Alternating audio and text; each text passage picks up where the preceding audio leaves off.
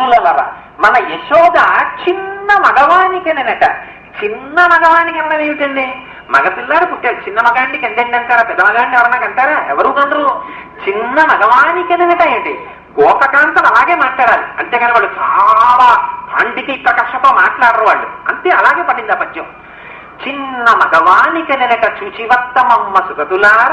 రండి రండి రండి రండి వెళ్ళి చూసొద్దాం అని ఏమి నోము కలము ఇంత ప్రొద్దొక వార్త వింటిమ బలలార వీనులవర. మన యశోద చిన్న మగవానికనెనక చూచివత్తమమ్మ సుగతులార. చకనివాడు చిక్కినాడు నలనివాడు అలనివాడు చలనివాడు దక్కినాడు ఏ పూర్వపుణ్యమో ఏ నోము ఫలమో. ఎంత అదృష్టమో, నల్లగా ఉన్నట్ట, చక్కగా ఉంటాట, బోల్డ్ జుద్దుట. ఇదోటి కొత్తగా ఎక్కడైనా శిశువు పుట్టారనుకోండి, అబ్బా పిల్లాడికి అంత జుద్దు, వాళ్ళ నాన్నగారి పోలిక, వాళ్ళ నానమ్మ వారి పోలిక. ఒకవేళ వీళ్ళెవరు వాళ్ళకి తెలియదు అనుకోండి, అంత కోల్డ్ హెయిర్ ఏంటి వాళ్ళ వాళ్ళు ఎవరికైనా ఉందా?